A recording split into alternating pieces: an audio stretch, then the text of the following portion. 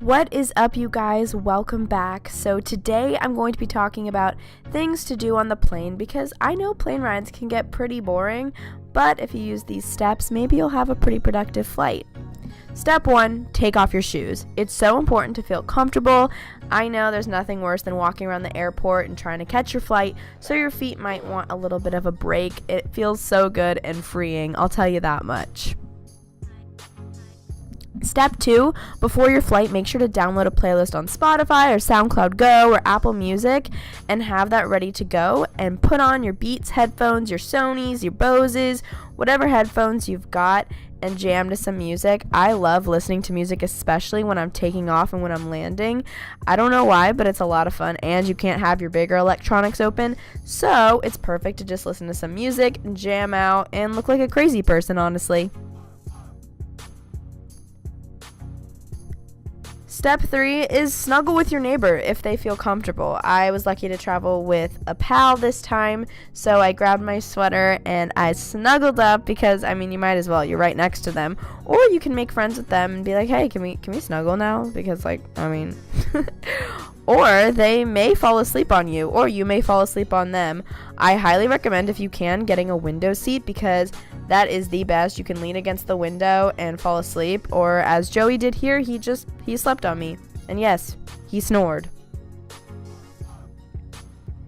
Step 4 is edit photos and plan your Instagram. That is a big favorite pastime of mine, so I went on the app and I had some pictures that I took from the trip I was on, and I was just moving them around, seeing how I liked how they looked together.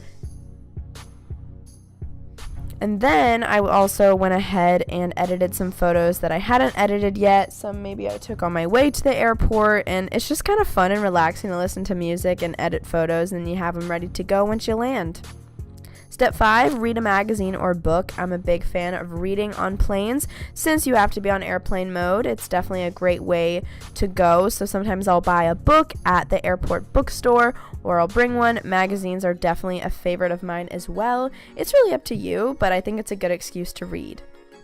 Step 6, make lists. It's fun.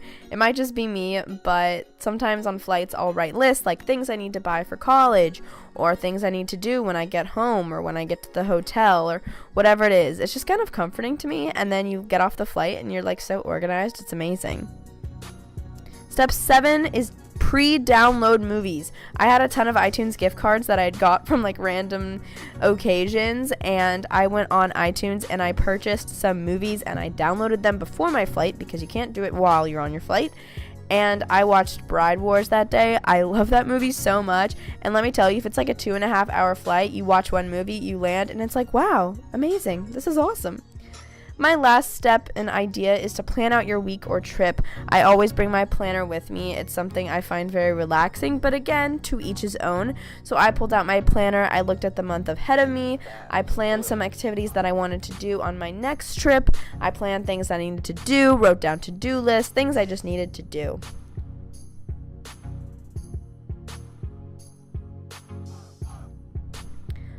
So I really hope you guys enjoyed this video and found it somewhat helpful. Have a very happy flight, have safe travels, enjoy wherever you're headed to. Make sure to comment down below your next trip. I'm super curious.